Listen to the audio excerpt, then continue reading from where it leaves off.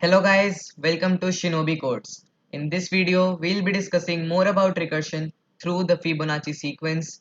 We'll also talk about how recursive function calls are made through the tree structure as well as the stack structure. I am Bharat Singla, currently in class 9, and let's get started.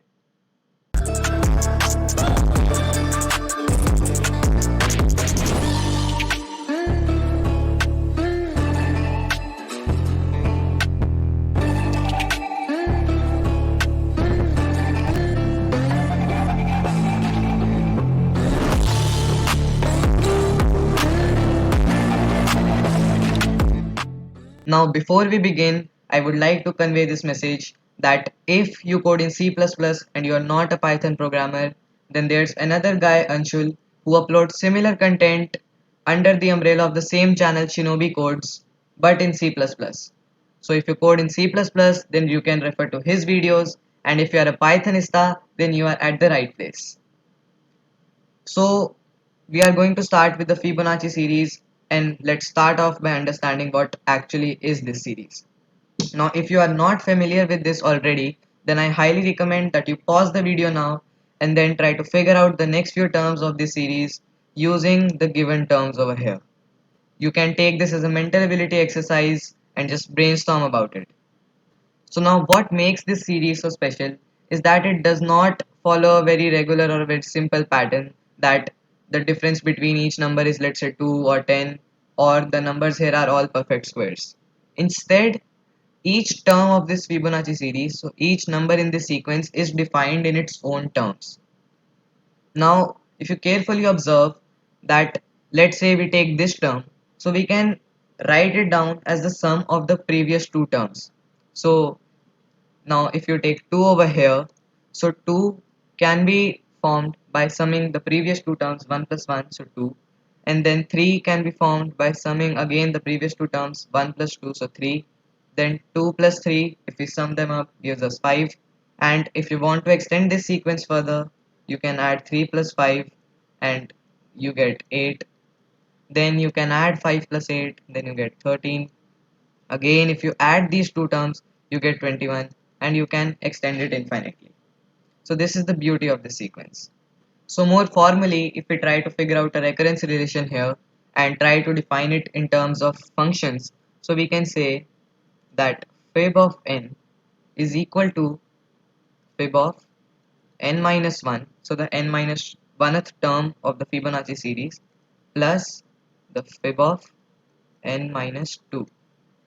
So yes, nth term of the Fibonacci series is nothing but the sum of the previous two terms of that series. So now that we have got this cute little relation over here, now let's try to code it out, and that would also give us an insight of how recursive functions are translated into code. So in my case, I'll move on to VS Code, my favorite code editor, and let's try to write code related to this. So we'll initialize the function named fib. It will take the parameter n, and now we are going to return fib of n minus 1 plus fib of n minus 2. Right. So now let's test it out by printing fib of 5. So now what ideally this function should do is that print the fifth term of the Fibonacci series. And if we now run this cell, and the desired output here would be 3. But what are we getting over here? We are getting this recursion error, and it's also saying that the maximum recursion depth has been exceeded. Now we'll talk about this error in a more detail in the end of the video. For now, what we can conclude is that we have gone into an infinite loop, and we have already made function calls more than the value that is defaulted by Python. So now what's the error over here, and why just a very small number like fib of 5 is giving us a recursion error that we have already exceeded the maximum depth? So now let's move on to our scratchpad again, and if we just try to visualize what's happening behind the scenes, so we can use a tree structure here because it suits the Fibonacci series very well, and let's check what's happening behind. So we make a call to fib of 5. Now that is calling fib of 4 as well as fib of 3. Remember n minus 1 and n minus 2. Now fib of 4 is again going to make two calls to fib of 3 and fib of 2, and this fib of 3 is also going to call fib of 2 and fib of 1. Now again this 3 will call fib of 2 and fib of 1, and then this 2 is going to call fib of 1. Now that is going to call fib of 0.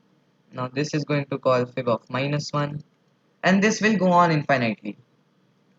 Now we do not have any point where we can stop, and this tree is just going to expand, so on and so forth.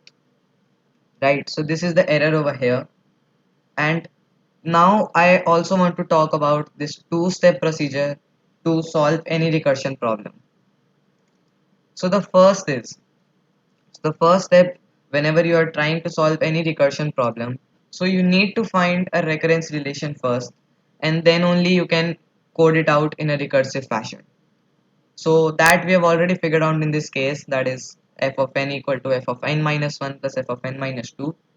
And the second step, equally important as the first one, is to find relevant base cases. And that's what we are lacking in our program. Now recall from our previous video, in the queue example, the first person of the queue was the base case, who was not making any further calls and simply returning a value 0 because there wasn't anyone in front of him.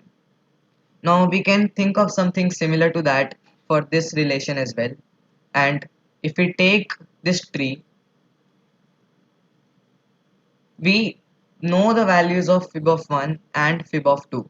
These are two more facts that we know about the Fibonacci series, and we know that the first two terms are defined. The first term of the series is 0 and the second term is 1.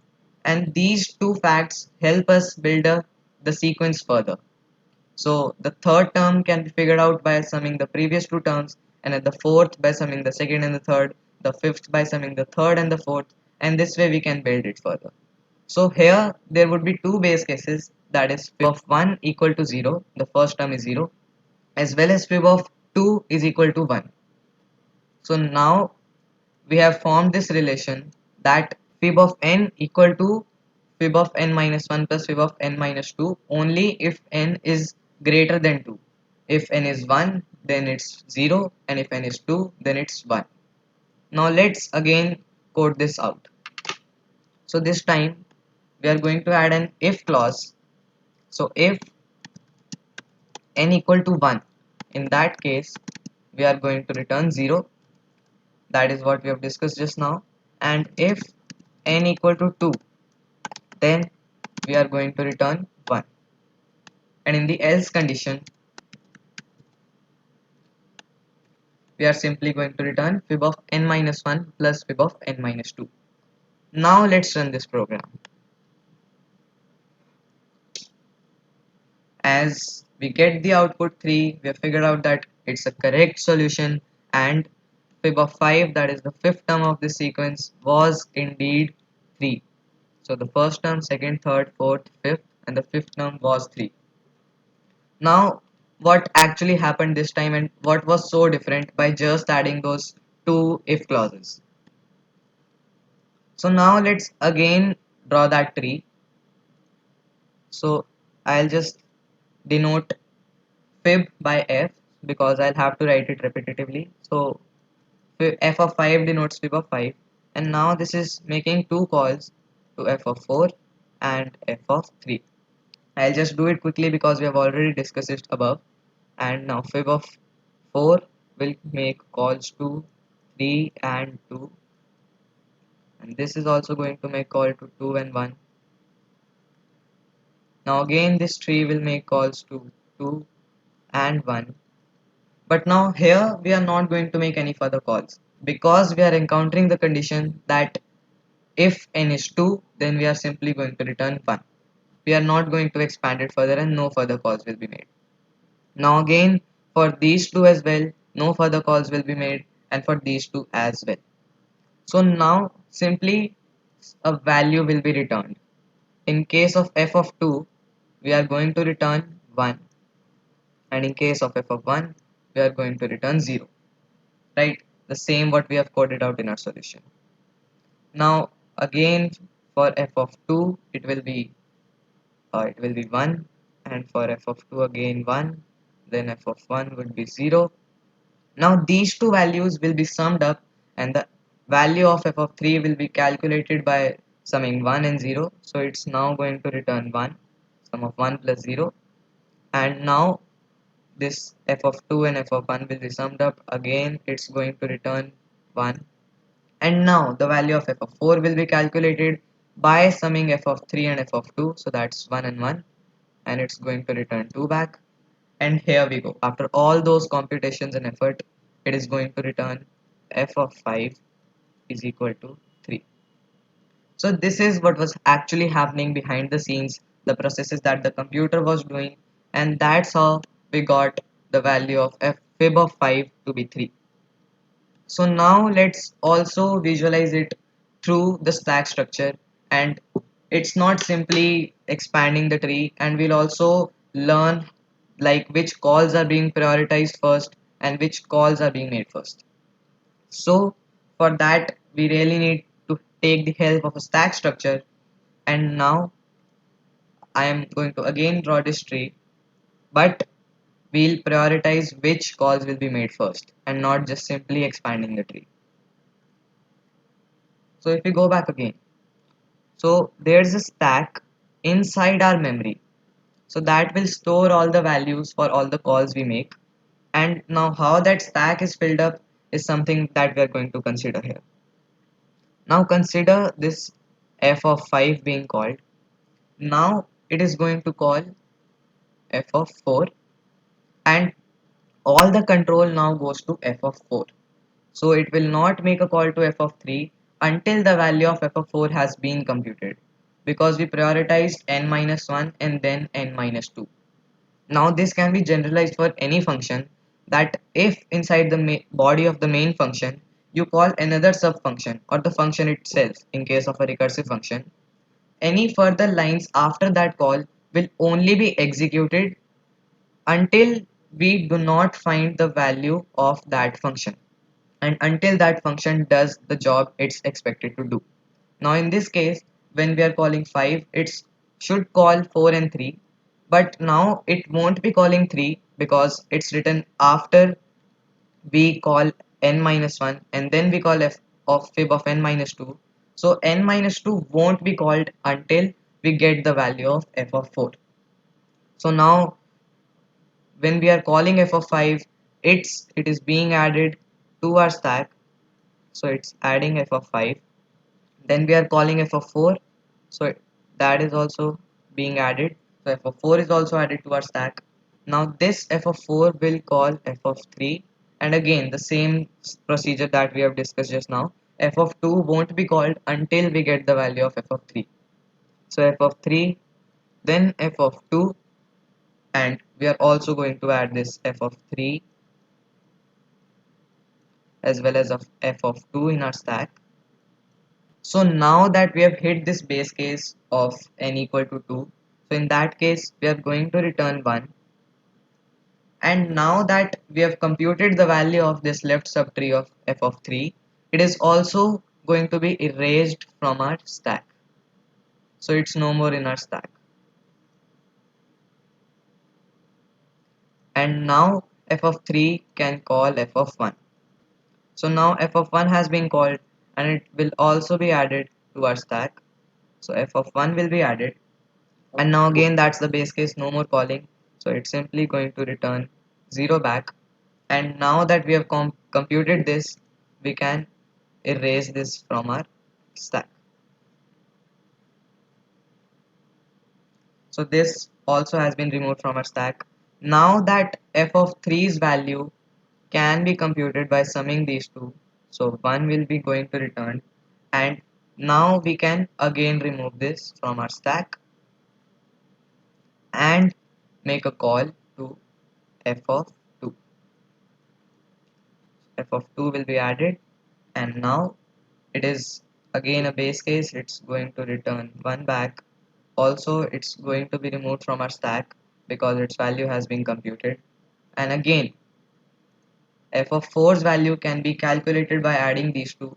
So f of 4 is going to return 2 back, sum of 1 and 1, and also it is going to be removed from our stack.